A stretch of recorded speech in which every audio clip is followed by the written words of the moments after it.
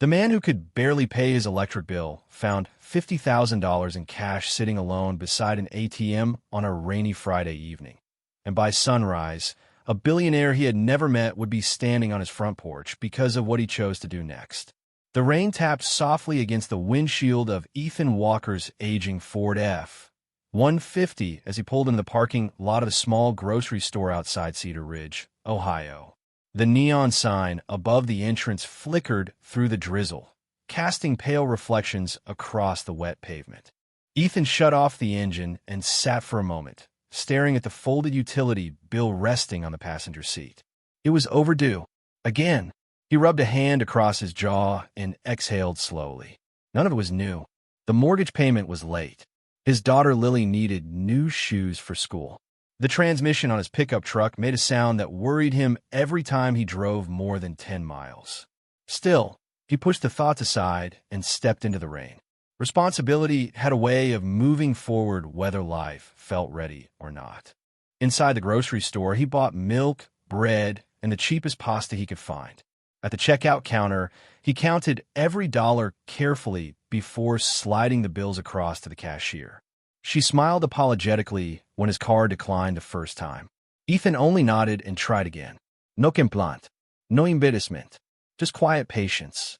20 minutes later, carrying 2 grocery bags toward his truck, he noticed something unusual near the ATM by the entrance. A black leather envelope rested against the concrete base of the machine.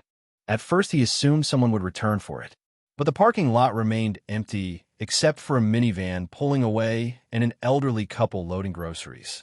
Ethan set down his bags and picked it up. It felt heavy, too heavy. The rain drummed steadily against the metal awning overhead as he carefully opened the flap. His heartbeat slowed instead of quickening. Inside were stacks of cash. Thick stacks, more money than he had seen in one place in years. He counted once, then again, $52,000. For a brief second, the world seemed strangely still. The buzzing ATM, the smell of wet asphalt, the distant glow from a diner across the highway. $50,000 could solve almost every problem currently sitting on his kitchen table. It could keep the lights on, fix the truck, pay off bills, give Lily the stable life she deserved. But Ethan closed the envelope immediately. Some money came with a cost no honest man could afford. He looked around and saw no owner rushing back. No security guard. No explanation. Just rain and silence. So he walked back into the grocery store and asked for the manager. An hour later, after speaking with local police and completing paperwork at the sheriff's office, Ethan finally drove home through the storm. The envelope was no longer his responsibility. He never noticed the woman seated alone in a dark SUV across the street. She had seen everything. She had watched him discover the money, watched him hesitate, watched him choose integrity over desperation. And for the first time in a very long time, something about that choice unsettled her heart. Miles away, Ethan arrived at his modest house near an old church parking lot. Lily was asleep on the couch beneath a faded blanket, a school project resting beside her. He carried her gently to bed, kissed her forehead, and turned off the hallway light. He had no idea that somewhere across town, a powerful woman was asking questions about him. Nor did he know that by morning, she would have answers. And when the knock finally came at his door the next day, it would force both of them to confront something neither money nor success had ever been able to buy. The knock came at exactly 8:12 Saturday morning. Ethan had just finished scrambling eggs while Lily sat at the kitchen table coloring pictures for a school project. Sunlight filtered through the curtains, touching the stack of unpaid envelopes beside the refrigerator. The utility bill still sat on top. Life had not magically improved overnight. Another knock echoed through the house. Calm and unhurried, Ethan set down the spatula and walked to the front door. Standing on the porch was a woman in a charcoal coat, her posture composed, her expression thoughtful rather than proud. Behind her, a black SUV waited quietly near the mailbox. For a moment, neither spoke. Then she offered a small smile. "Mr. Walker?" Ethan nodded. "Can I help you? My name is Claire Bennett." Her voice carried the confidence of someone accustomed to being heard. "I believe I owe you a thank you." Ethan frowned slightly. I'm not sure we have met. Not officially, she said. But I watched what happened outside the grocery store yesterday. Something shifted behind her eyes. Not admiration exactly. Curiosity. Respect. The kind that had to be earned. Ethan stepped aside and invited her in without hesitation. Hospitality cost nothing, and dignity rarely announced itself. 20 minutes later, Claire sat at the small kitchen table drinking coffee from a chipped mug while Lily talked enthusiastically about her elementary school science fair. Ethan listened with patient attention, never interrupting, never checking a phone, never rushing his daughter. Claire found herself watching him more than she watched the conversation. In boardrooms worth billions of dollars, people fought to be noticed. Here, in a modest house beside a church parking lot, a father quietly made someone else feel important. It unsettled her more than she expected. When Lily left to finish getting ready for a weekend activity at the community center, Claire finally explained. The money had belonged to her company. One of her employees had accidentally left the envelope behind while preparing payroll documents for a charitable initiative. Most people would have kept it, she admitted. Ethan stirred his coffee. Maybe, but it was not mine. You never considered it? She asked gently. Ethan glanced toward the refrigerator, where overdue notices peeked from beneath a magnet. Of course I considered it. Claire looked surprised by the honesty. Ethan smiled faintly. Being honest does not mean temptation disappears. It means you choose correctly anyway. For the first time that morning, Claire had no immediate response. She had spent years measuring people by performance reports, negotiations, and outcomes. Yet this man seemed guided by something deeper, something quieter. Later that afternoon, Ethan drove Lily to the community center in his aging pickup truck. As he helped carry supplies inside, he noticed Claire standing across the parking lot speaking with the program director. She was still there, still asking questions, still observing. Not because she doubted him, but because she was beginning to realize how unusual he truly was. What Ethan did not know was that Claire had already learned something else that morning. During a conversation with a grocery store manager and several local residents, she had heard the same description repeated again and again. When people in Cedar Ridge needed help, they called Ethan Walker, and the more she learned about him, the harder it became to understand why a man like that seemed to be carrying so many burdens alone. By evening, Claire sat in her SUV outside a quiet diner, staring at a file her assistant had sent over. One page in particular made her stop breathing for a moment, because hidden beneath years of ordinary struggles was a sacrifice Ethan had never told anyone about. And if the document was accurate, everything she thought she knew about him was about to change. Claire remained in the diner parking lot long after the dinner crowd had gone home. The glow from a neon sign reflected across her windshield while the file rested open on her lap. She had expected to find a criminal record, a bankruptcy, perhaps some hidden motive that would explain why Ethan Walker seemed different from everyone else she met. Instead, she found hospital records, charity receipts, and a story that few people knew.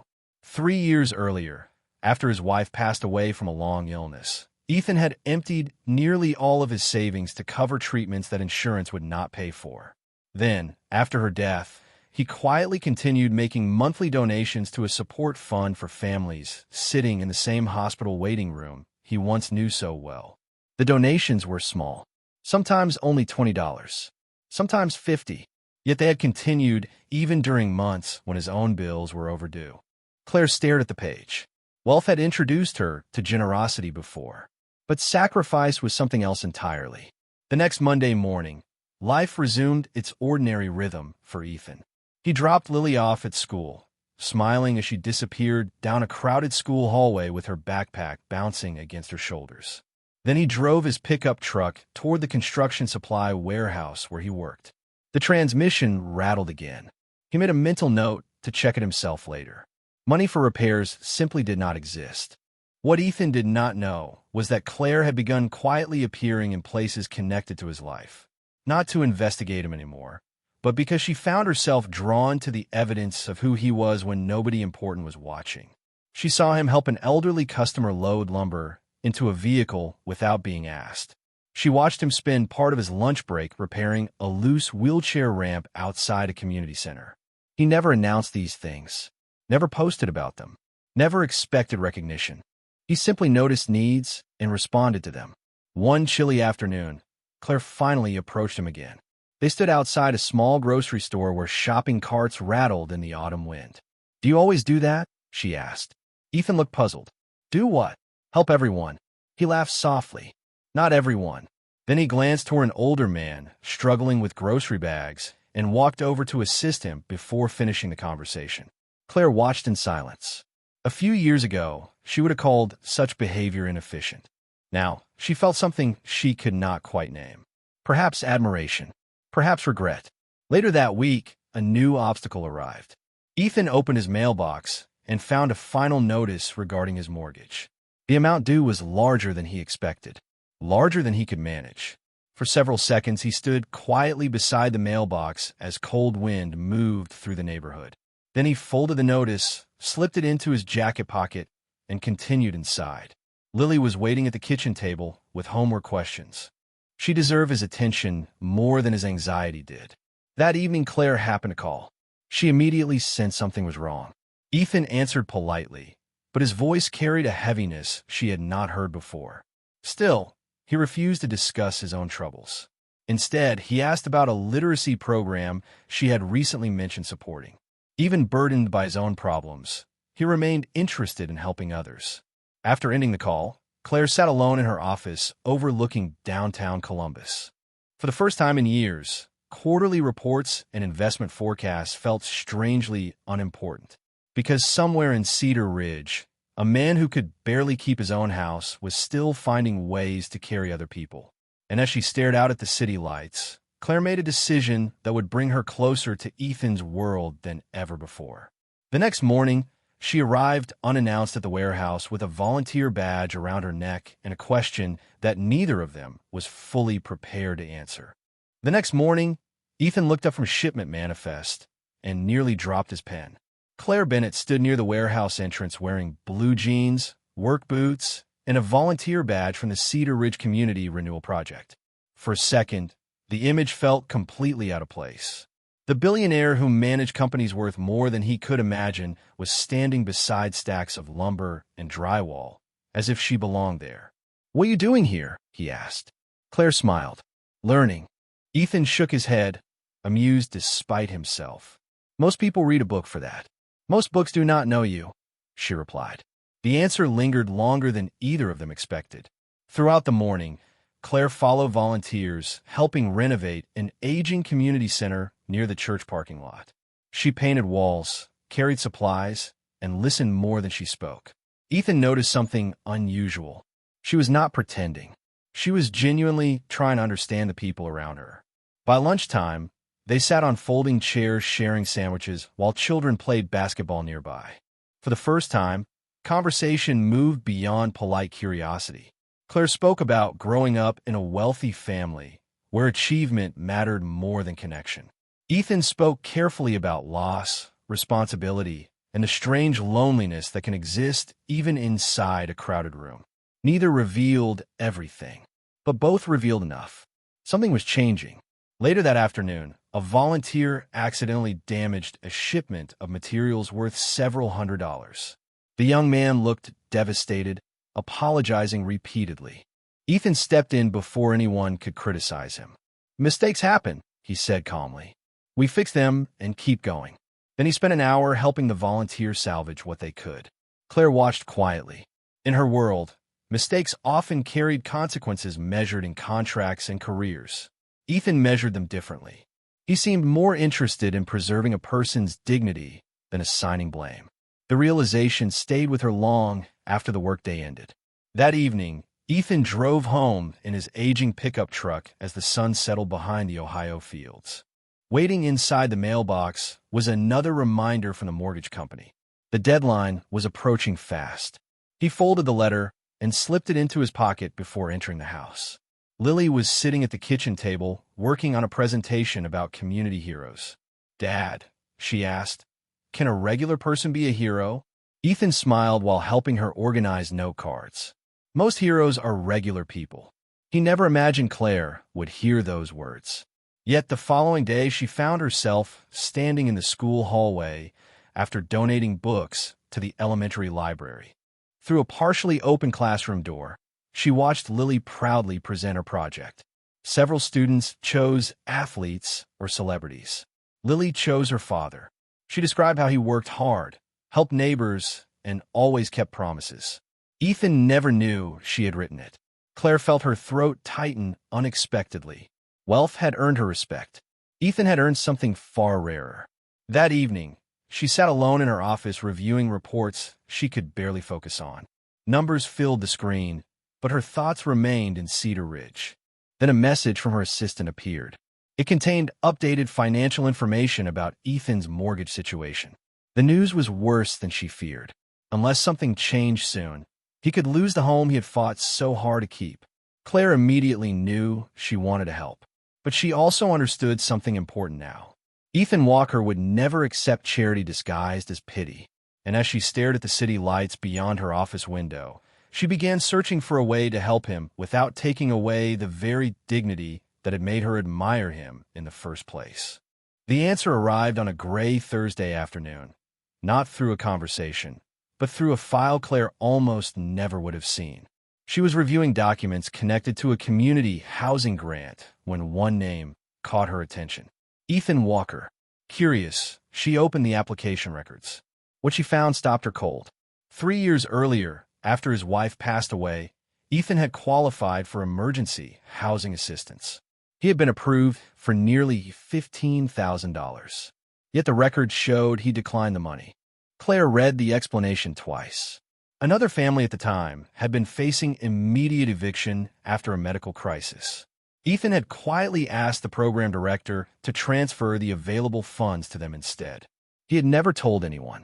He had never used it to build a reputation. He had simply chosen another family's need over his own. Claire leaned back in her chair and stared through the office windows. The city skyline seemed smaller somehow. She had spent weeks trying to understand why Ethan felt different from everyone she knew. Now she finally understood.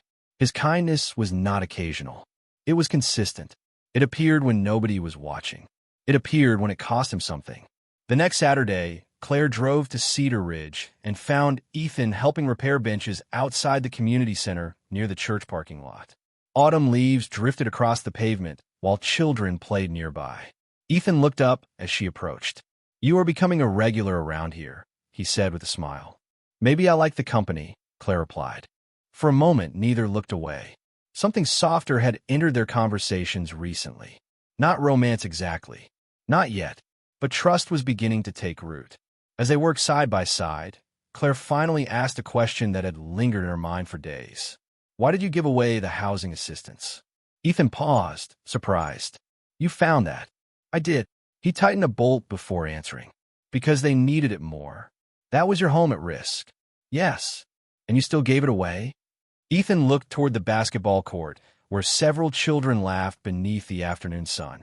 Sometimes helping someone else is the only thing that reminds you that hardship has not turned you into someone you do not want to be. Claire felt something shift deep inside her. No business victory, no award, no financial milestone had ever affected her the way that simple answer did. Later that evening, they stopped at a small diner on Main Street. The waitress greeted Ethan by name. An elderly veteran eating alone waved from a corner booth. Everywhere they went, people seemed genuinely glad to see him. Not because he was influential, not because he was wealthy, because he had spent years quietly investing in people.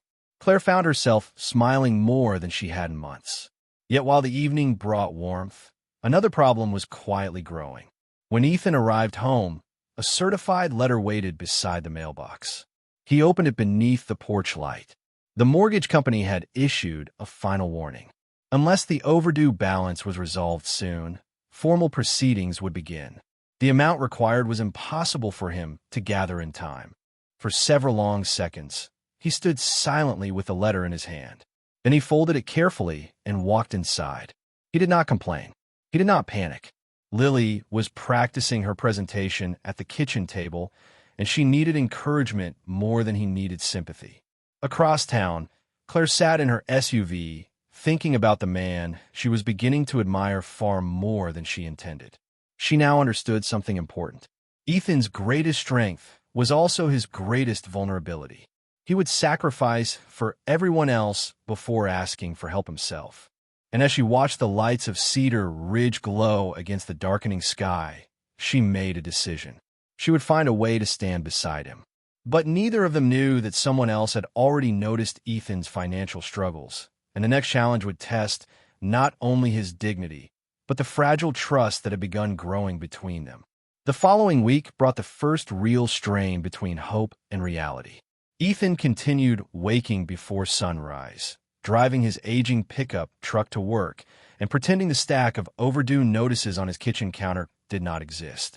But pressure has a way of finding cracks, even in the strongest routines. One Tuesday afternoon, while unloading materials at the warehouse, his supervisor pulled him aside. A regional slowdown had reduced hours across several departments. Nothing personal, nothing permanent, they said. Yet Ethan's schedule would be cut immediately. Fewer hours meant less pay. Less pay meant the mortgage deadline that already seemed impossible now felt unreachable. Ethan accepted the news with the same quiet calm he brought to everything else. He thanked his supervisor and returned to work. No anger, no complaints, just responsibility. That evening, he stopped at the grocery store after picking up Lily from school. While comparing prices on basic necessities, he noticed an elderly woman quietly putting items back on a shelf. She counted bills twice, then sighed. Without drawing attention to himself, Ethan paid for the groceries she could not afford and asked the cashier not to mention his name. Lily watched the exchange. Later, as they walked through the parking lot carrying bags, she slipped her hand into his. "Mom used to do things like that," she said softly. Ethan smiled. "That is probably where I learned it." The answer carried more weight than he intended. Across town, Claire was fighting a different battle. Every solution she considered seemed wrong. She could pay Ethan's mortgage tomorrow and never feel the financial impact. But she knew he would see through it immediately. He valued dignity too deeply to accept rescue disguised as generosity. So instead, she began searching for opportunities rather than handouts. During a meeting at her company headquarters, an idea emerged. One of her nonprofit initiatives needed a local coordinator in Cedar Ridge, someone trusted by the community, someone capable of organizing volunteers and managing projects. Ethan would be perfect. The position paid fairly and honored his skills. Yet Claire hesitated. She worried he would believe she was creating the role for him. Days later, she finally gathered enough courage to ask him to meet. They sat inside the same small diner where they had shared coffee before. Rain tapped against the windows while evening traffic moved along Main Street. Claire explained the opportunity carefully. Ethan listened without interruption. When she finished, silence lingered between them. "You think I can do this?" he asked. Claire met his eyes. "I know you can." Something warm passed between them then. Not obligation, not charity. Respect. Genuine respect. For the first time, Ethan allowed himself to imagine a future that looked slightly different from survival. But before he could answer, another complication arrived. His phone rang. The call came from Lily's school. Nothing dangerous had happened, but she was sitting in the nurse's office feeling unwell and asking for her father. Ethan stood immediately. The conversation about jobs, opportunities, and financial struggles disappeared from his mind. "I need to go," he said. Claire nodded without hesitation. 20 minutes later, she watched from her car as Ethan hurried into the school building. The way he moved made something clear. No matter how difficult life became, Lily would always come first. Yet as Claire prepared to leave, she noticed something Ethan had not.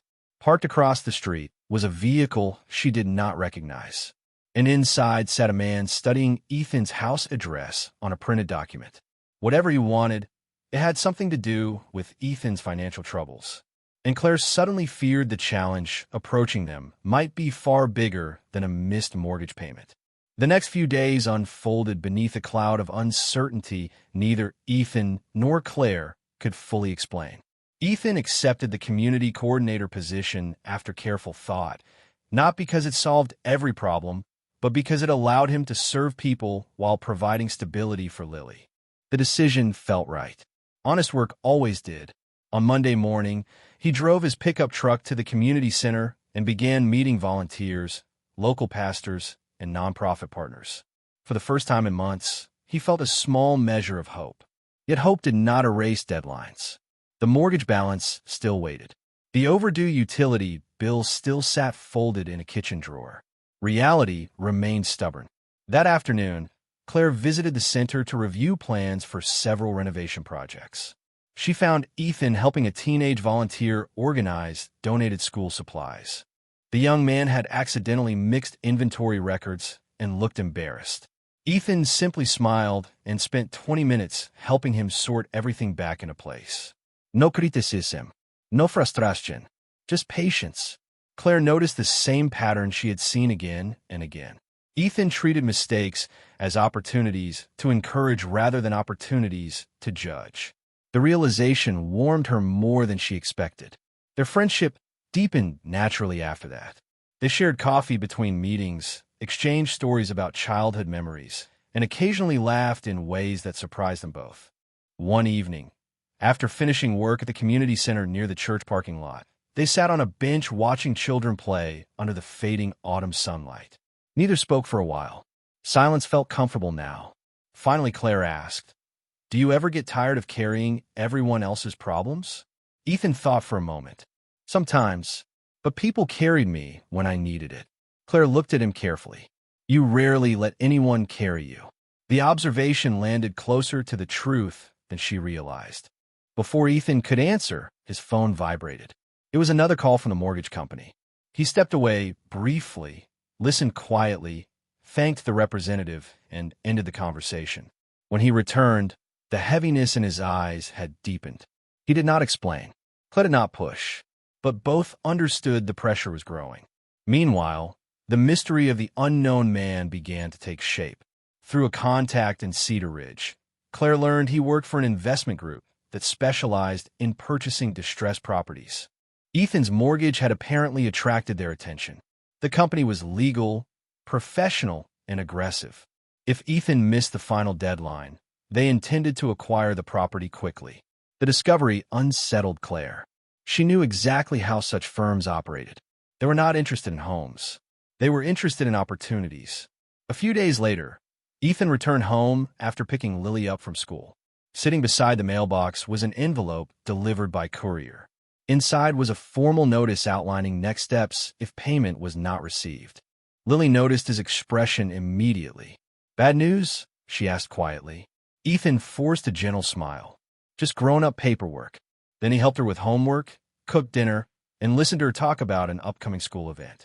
He gave her the best version of himself despite carrying worries she could not yet understand. Later that night, Claire sat alone in her office reviewing everything she had learned. She admired Ethan more than ever. She trusted him. She cared about him, perhaps more than she was ready to admit. Then her phone rang. The caller was a senior executive from her own company. What he told her made her blood run cold. Months before she ever met Ethan, one of her subsidiaries had become indirectly involved in the financial chain connected to his mortgage troubles. Claire stared out the window in stunned silence. Because the situation threatening Ethan's home was now connected to her world in a way neither of them had imagined. And she suddenly realized that the truth, once revealed, could either bring them closer together or destroy the trust they had worked so hard to build. The truth arrived on a cold Friday morning, and for the first time since Claire Bennett had entered Ethan Walker's life, neither dignity nor good intentions seemed enough to stop the damage that followed. Claire drove to Cedar Ridge before sunrise, her thoughts racing during the entire trip. She had spent the night reviewing documents, speaking with attorneys, and tracing the chain of ownership connected to Ethan's mortgage. The facts were undeniable. One of her company's financial subsidiaries had indirectly acquired part of the debt portfolio, now threatening his home. She had never known. She had never approved it. Yet the connection existed, and Ethan deserved to hear it from her before hearing it from anyone else. She found him at the community center near the church parking lot, organizing supplies for a weekend food drive. Children ran across the gym floor, while volunteers stacked donated canned goods nearby. Ethan greeted her with a familiar smile that had slowly become one of the most comforting sights in her life. Seeing it made what she had to say even harder. "We need to talk," she said quietly. Minutes later, they sat alone in an empty classroom. Claire explained everything. Every detail. Every document. Every connection. She did not make excuses. She did not hide behind lawyers or technicalities. She simply told the truth. Ethan listened without interrupting. His expression remained calm, but something behind his eyes changed. Not anger. Disappointment. The kind that arrives when trust suddenly feels uncertain. When she finished, silence settled between them. "You knew none of this?" he finally asked. "Not until yesterday. But your company is involved." Claire lowered her gaze. "Yes." The answer landed heavily. Ethan stood and walked toward the window overlooking the parking lot. Outside, his old pickup truck sat beneath gray skies. For weeks, Claire had become part of his life. Part of Lily's life. Part of the future he had cautiously begun imagining. Now everything felt complicated. "I believe you," he said after a long pause. "But right now I do not know what to do with this." It was not an accusation. Somehow that made it hurt more. By afternoon, word of the mortgage situation had begun spreading through Cedar Ridge. A local business owner offered Ethan a personal loan. A church member suggested organizing a fundraiser. A retired neighbor offered savings from a small retirement account. One by one, people came forward because Ethan had spent years helping them. Yet Ethan declined every offer. Grateful, respectful, humble, but firm. He would not place his burden on people who could barely afford their own. Later, while picking Lily up from school, he forced a smile as she walked through the crowded school hallway, carrying artwork from class. She immediately sensed something was wrong. Children often notice what adults try hardest to hide. "Are we okay?" she asked quietly inside the truck. Ethan squeezed her hand. "We are together. That is what matters." Yet even as he spoke, another notice waited at home beside the mailbox. The final deadline had arrived. The amount due remained impossible. That evening, Claire sat alone in her office watching rain streak down the glass. For the first time in years, all her resources felt useless. She could solve Ethan's problem with a single signature, but doing so would violate everything she had come to admire about him. He needed dignity, not rescue. Opportunity, not pity. Across town, Ethan sat at the kitchen table after Lily had gone to bed. The mortgage documents rested beside unpaid utility bills and household expenses. He studied them quietly. Then he made a decision. The next morning, he would meet with the investment group directly and negotiate whatever future remained possible. He would face the situation honestly, even if it meant losing the house. Because that was who he was. What Ethan did not know was that Claire had reached a decision of her own. Before dawn, she would put everything on the line to create one final chance for him. And whether that chance would save his home or cost her his trust forever remained unknown. Saturday morning arrived cold and clear. Ethan parked his aging pickup truck outside the downtown office building, where representatives from the investment group had agreed to meet him. The streets of Cedar Ridge were still quiet, and for a moment he sat behind the wheel remembering everything that house represented. It was where Lily had taken her first steps after her mother's illness. It was where grief had slowly become healing. It was where ordinary days had carried them forward when nothing else seemed certain. Then he stepped out and walked inside. Ethan had no secret plan, no miracle waiting. He intended to face the truth honestly and accept whatever came with dignity. What he did not expect was to find Claire already there. She stood near the conference room entrance, nervous in a way he had never seen before. The investment group executives sat around a polished table reviewing documents. As the meeting began, Ethan learned the full story. Months earlier, the mortgage portfolio containing his loan had been flagged for acquisition. After Claire discovered the connection, she ordered a complete review. What her team uncovered changed everything. Ethan's community coordinator program had produced extraordinary results in only a short time. Volunteer participation had doubled. Renovation projects finished ahead of schedule. Local donations increased because residents trusted him. More importantly, several struggling families had avoided displacement through programs he helped organize. His leadership had created measurable impact. The executives were not discussing charity. They were discussing value. Claire stood and addressed the room. Mr. Walker's work has strengthened every community initiative we have launched in Cedar Ridge. The question is not whether we can help him. The question is whether we can afford to lose someone like him. Ethan listened in stunned silence. Then the senior executive revealed the proposal.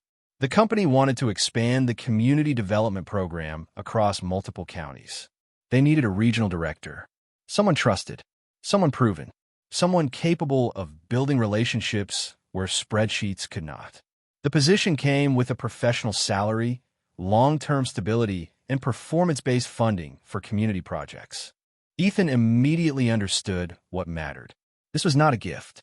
It was work, real work, meaningful work, work he had earned. "You are offering me a job," he said quietly.